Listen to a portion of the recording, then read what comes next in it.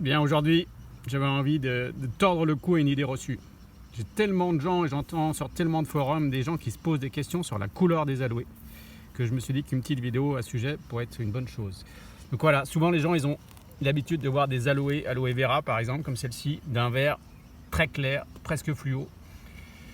Et c'est normal, ça c'est des plantes, alors celle-ci elle sort, elle était vraiment cachée dans un coin de la serre, et je viens de la retrouver. Donc elle a un vert comme ça, comme celle que vous trouvez dans les grandes surfaces, chez Ikea ou autres.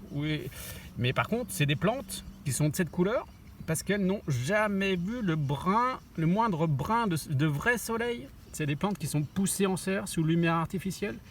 C'est des plantes qui séjournent un bon moment en magasin. Et ça, c'est vraiment pas la couleur naturelle des aloés. Par contre, voilà, quand vous les sortez et au bout de quelques jours, elles prennent ces couleurs-là. On voit une autre. Ça aussi, voilà. Pareil, ça c'est des plantes qui sont sorties depuis quelques jours et qui prennent le soleil. Vous voyez, elles changent de couleur. C'est normal, pas de panique. Regardez celle-ci, une vieille plante, une vieille aloe qui est magnifique, qui est toute brune, orangée. Et c'est, voilà, elle est en bonne santé. En voilà une autre, à la sortie un peu plus longtemps.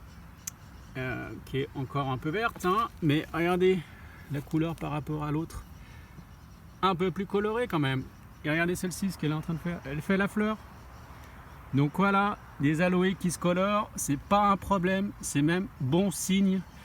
C'est le cas sur d'autres aloés, regardez, aloe maculata. Donc celle-ci est sortie de la serre depuis quelques temps, elle commence déjà à se colorer, vous voyez ces petites teintes un peu brunes, c'est normal.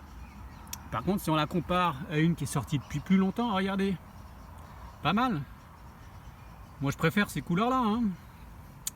Et ce qu'il faut vous dire aussi, c'est que, voilà, regardez, ces aloés-là, l'épiderme est toute tendre, la cuticule à la surface des feuilles est toute tendre. C'est un vrai délice, un vrai régal, un vrai nid à cochenilles. Tous les parasites, ils adorent ça. Donc, alors que sur une aloe comme ça, l'épiderme est bien plus résistante. Et pas du tout attractif pour les cochenilles.